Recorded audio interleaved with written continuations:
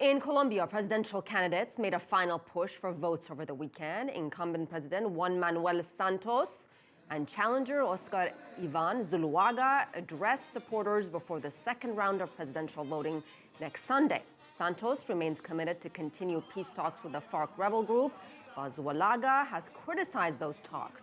If candidates do not receive 50% of the vote in the first round, a runoff vote is required. Well, attacks by Boko Haram militants show no sign of ending in northeastern Nigeria. The Nigerian military says it foiled an attack near Borno and Adamawa states.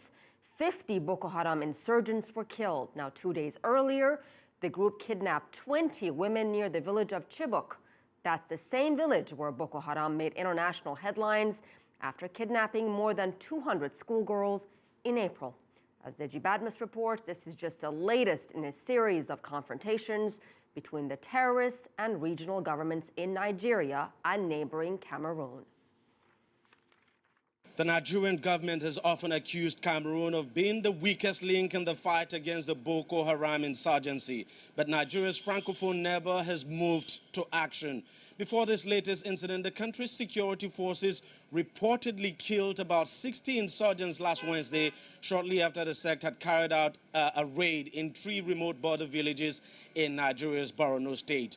The sect members were said to have been ambushed and killed in the Cameroonian village of Dabanga when they crossed over to the country's territory. Now, on May 31st, Cameroon also reported killing 40 Boko Haram terrorists shortly after the release of 2 Italian priests and a Canadian nun in the town of Kuseri.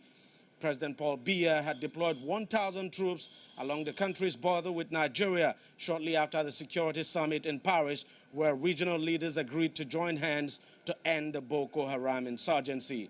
That decision now appears to be yielding results. B.News, CCTV, Lagos, Nigeria.